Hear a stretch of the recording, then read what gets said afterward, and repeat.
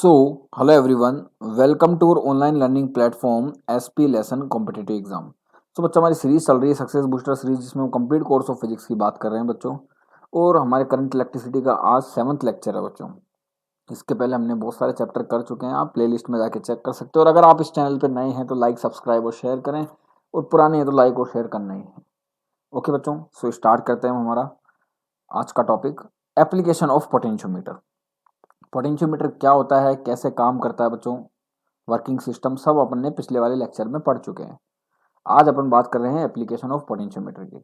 तो सबसे पहला एप्लीकेशन क्या आता है बच्चों, इसका एप्लीकेशन आता है to determine the internal resistance of a primary cell. तो किसी भी प्राइमरी सेल का अगर आपको इंटरनल रेजिस्टेंस निकालना हो तो आप क्या करोगे, पोटेंशियोमीटर का यूज करोगे।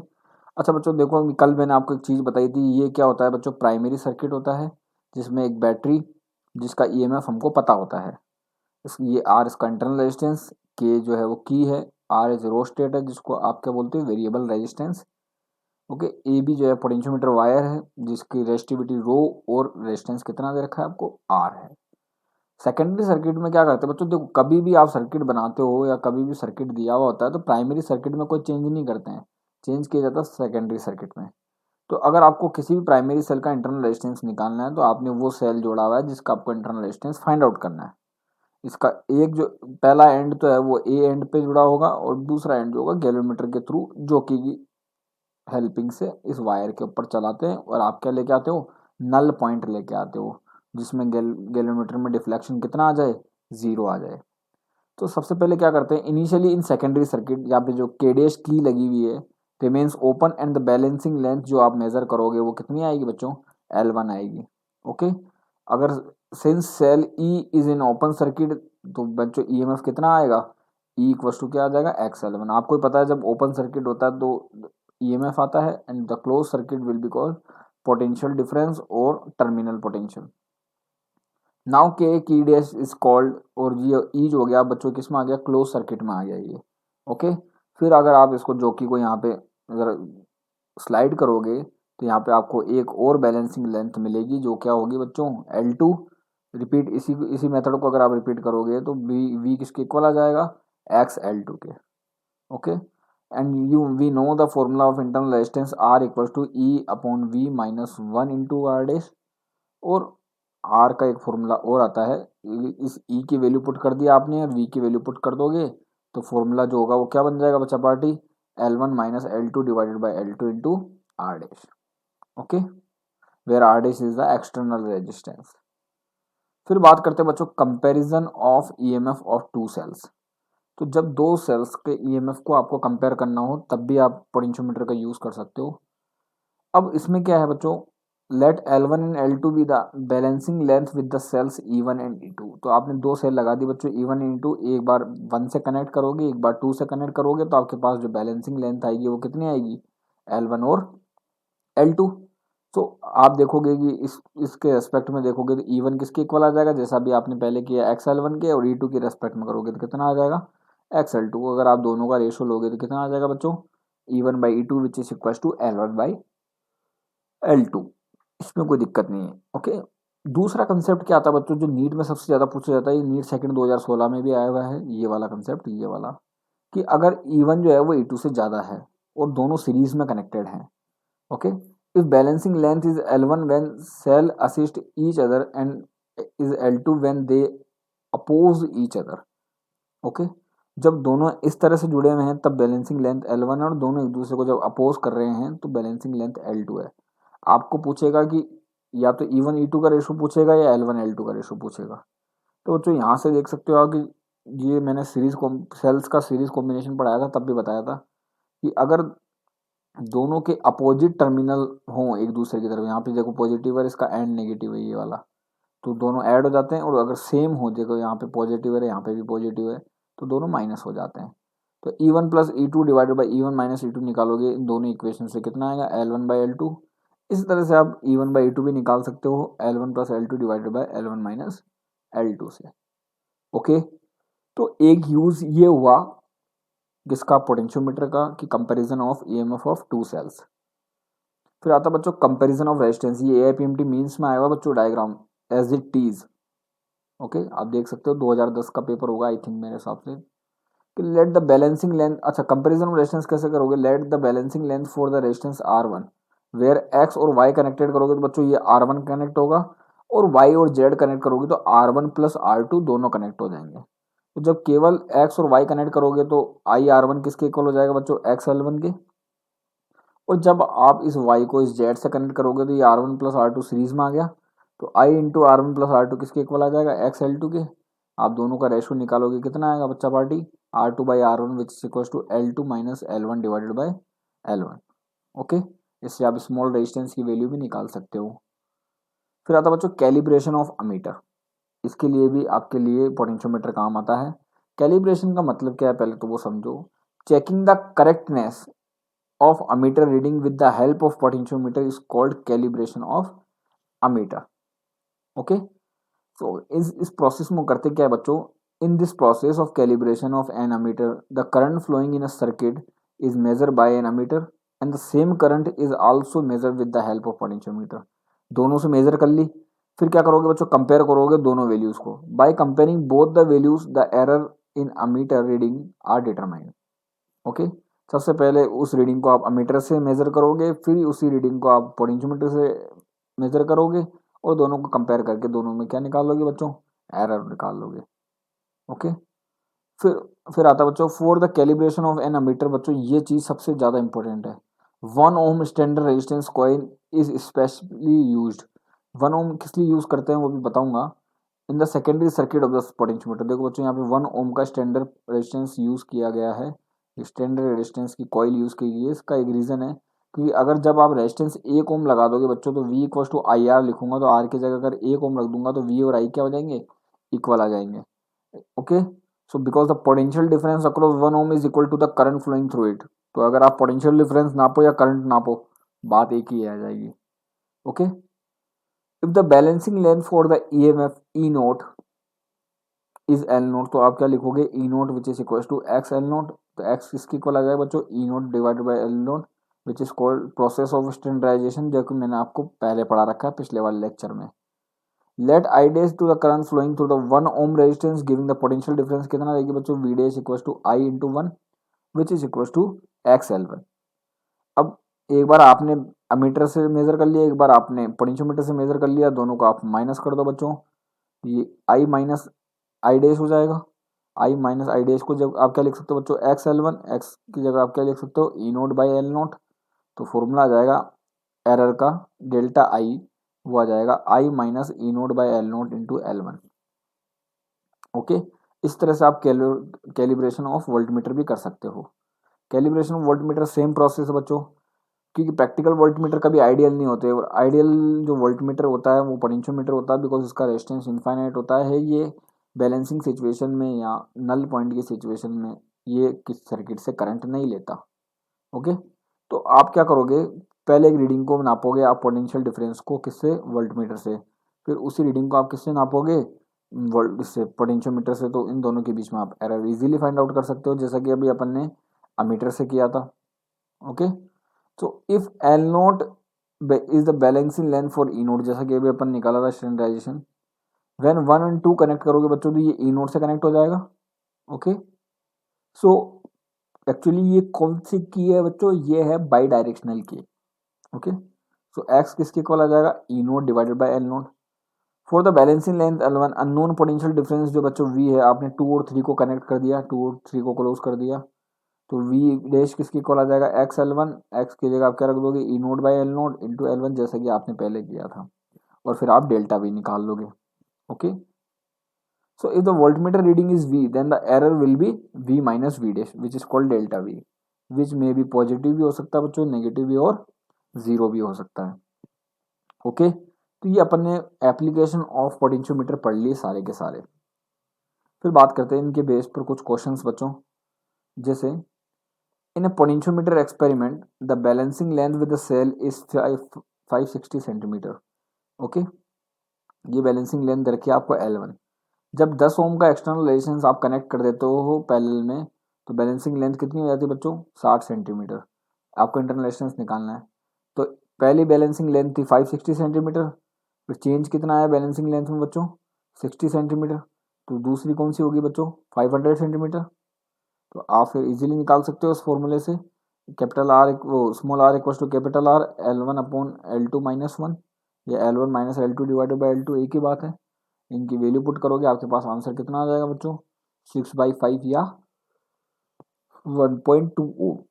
फिर बात करते हैं बच्चों नेक्स्ट क्वेश्चन की। अभी अपन ने पढ़ा है दो सेलों के ईएमएफ का कंपैरिजन कि in a potentiometer experiment when a battery of EMF of 2 volt is included in the secondary circuit, the balancing length 500 centimetre. Find the balancing length of the same, अगर इतनी इतनी ईएमएफ का आपने use किया है तो बच्चों डायरेक्टली आप फॉर्मूला लगाओगे E1/E2 which is equal to L1/L2। तो L2 निकालोगे तो ये आप वैल्यू पुट करके आपके पास क्या आंसर आ जाएगा, 254.5 सेंटीमीटर। ओके, फिर चलते हैं नेक्स्ट में। फिर बच्चों ये वही वाला क्वेश्चन आ गया सीरीज वाला।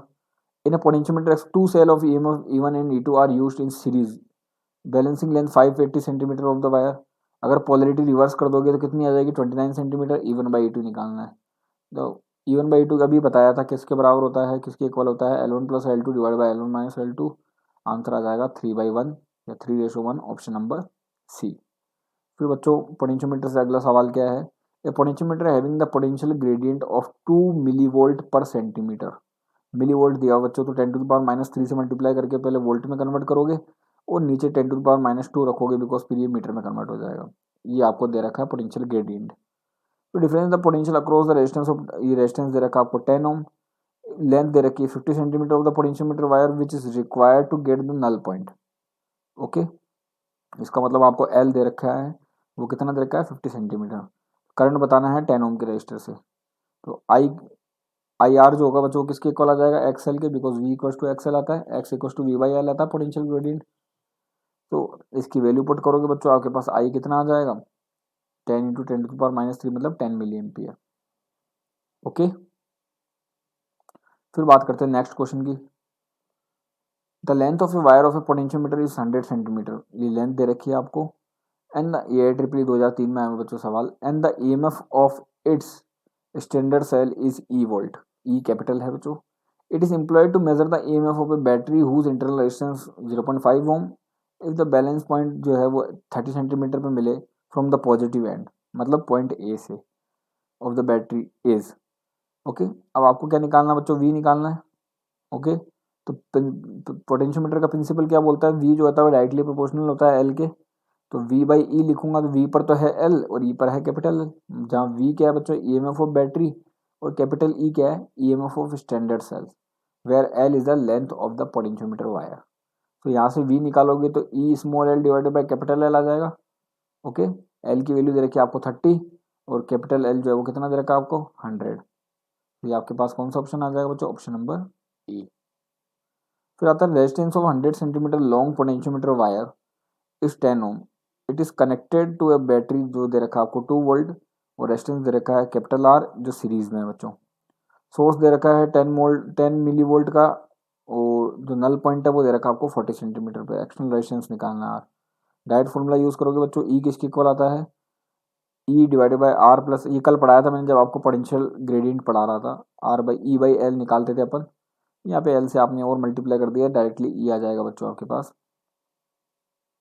सबकी वैल्यू पुट कर दी आपने। रेजिस्टेंस कितना है आपके पास, 790 ओम, मतलब ऑप्शन नंबर सेकंड।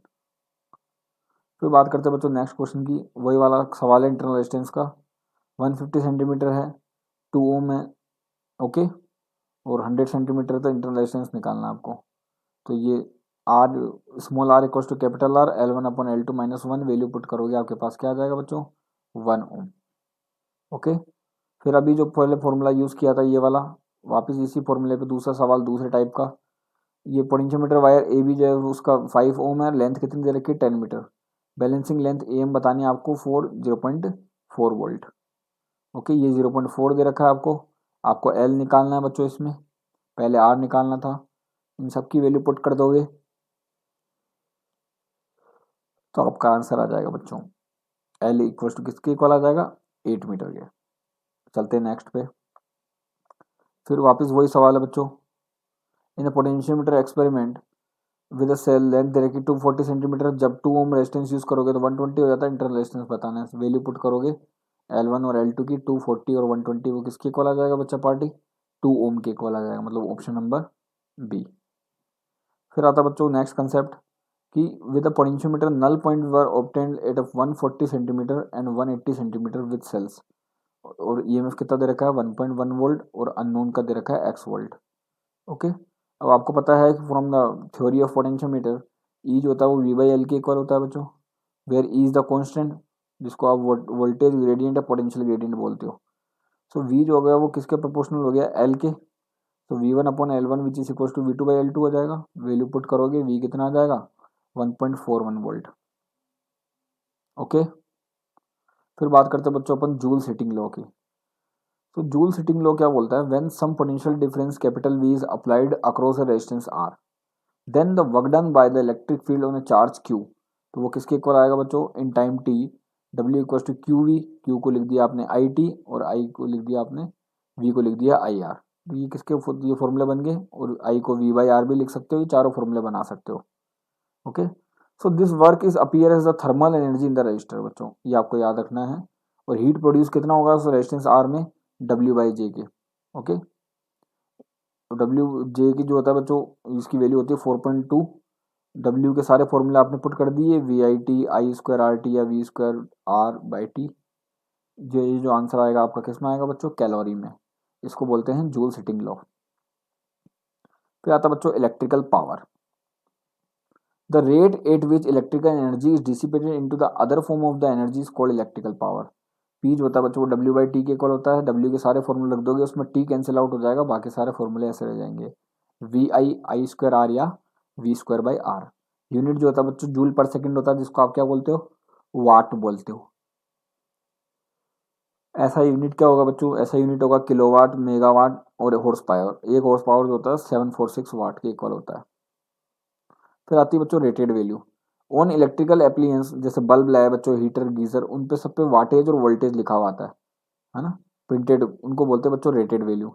जैसे कोई भी बल्ब लेके आए उसके ऊपर लिखा हुआ है 40 वाट और 220 वोल्ट, इसका मतलब रेटेड पावर कितनी है 40 और रेटेड वोल्टेज कितना है 220। ओके, फिर आता है बच्चों resistance of electrical appliances. If variation of resistance with temperature is neglected, then the resistance of any electrical appliance can be calculated by the rated power and rated voltage। तो आर किसके equal आ जाएगा बच्चों? वी रेटेड का square divided by P rated. फिर सबसे important formula बच्चों पावर कंज्यूम्स का, इल्यूमिनेशन का, कि एन इलेक्ट्रिकल एप्लियंस जैसे बल्ब हो गया, हीटर हो गया, consume rated power P R only if applied voltage V A is equal to the rated voltage. इसका मतलब अगर अप्लाइड वोल्टेज रेटेड वोल्टेज के इक्वल है तो पी कंज्यूम जो होगा वो किसके इक्वल आएगा? पी रेटेड के। लेकिन अगर रेटेड वोल्टेज अप्लाइड वोल्टेज से ज़्यादा है तो पी कंज्यूम किसके इक्वल आएगा बच्चों? पी ए का square divided by R. Also we have the R equal to V R square divided by P R. तो पी कंज्यूम्स कितना आएगा ब्राइटनेस के लिए? इसकी वैल्यू इसमें आप पुट कर दोगे तो ये आ जाएगा वी अप्लाइड का square divide by V rated का स्क्वायर इंटू पी रेटेड। फिर आता है बच्चों long distance power transmission, AIPMT 2014 में आया हुआ ऐसे सवाल कि when power is transmitted through a power line of resistance capital R, power loss कितना होता है बच्चों? आई स्क्वायर इंटू आर के। Now if the power P is transmitted at voltage capital V, then P equals to we आई। तो I equals to क्या हो जाएगा बच्चों? P by we. ओके, इस आई की जगह अगर आप पी बाई वी पुट करोगे तो पावर लॉस कितना हो जाएगा? P square divided by V square into capital R. Okay, now as for a given power and line P and R constant, तो पावर लॉस जो होता है बच्चों किसके इक्वल होता है? किसके डायरेक्टली प्रोपोर्शनल होता है? 1/v स्क्वायर के। ओके, इसका मतलब क्या हुआ बच्चों? If power transmitted at high voltage, power loss क्या होगा बच्चों? स्मॉल होगा, और अगर लो वोल्टेज पे करोगे तो पावर लॉस ज़्यादा होगा। ये रीज़न है बच्चों, that's why long distance power transmission जो होता है वो किस पे होता है बच्चों? हाई वोल्टेज के ऊपर होता है, ताकि उसमें पावर लॉस क्या हो? कम से कम हो। ओके बच्चा पार्टी। फिर आता है बच्चों इलेक्ट्रिकल कंजप्शन। इलेक्ट्रिकल कंजप्शन के भी बहुत सारे सवाल आते हैं, जैसे the price of electricity consumes is calculated on the basis of electrical energy and not on the basis of electrical power. ये चीज़ याद रखनी बच्चों आपको, ये एम्स में आया हुआ सवाल है। ओके, कि जो प्राइस ऑफ इलेक्ट्रिसिटी कंज्यूम होती है वो किसके बेसिस पे कैलकुलेट करते हैं, इलेक्ट्रिकल एनर्जी के बेस पे, ना कि इलेक्ट्रिकल पावर के बेस पे। ओके। सेकंड आता है बच्चों, the unit joule for energy is very small and the big practical unit जो होती है बच्चों वो होती है किलोवाट आवर। एक किलोवाट आवर जो होता है वो किसके इक्वल होता है बच्चों, 3.6 into 10 to the power 6 joule के। ये आपको लिखा हुआ भी बच्चों, एक किलोवाट आवर वाला। और इसका एक यूनिट और होता है बच्चों, बोर्ड ऑफ ट्रेडिंग यूनिट, बोटू जिसको बोलते हैं, सिंपल यूनिट होती है बच्चों बोटू, board of trading unit.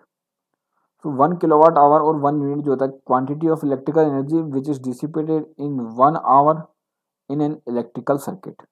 When the electrical power in the circuit जो होगा बच्चों किसके इक्वल आएगा, 1 kilowatt hour which is equal to, kilowatt को वाट में कन्वर्ट करोगे 1000, और हॉवर को अगर आप सेकंड में चेंज करोगे तो 3600 सेकंड। तो अगर आप इसको सोल्व करोगे बच्चों तो किसके इक्वल आएगा, 3.6 into 10 to the power 6 joule के, या 36 into 10 to the power 5 joule के।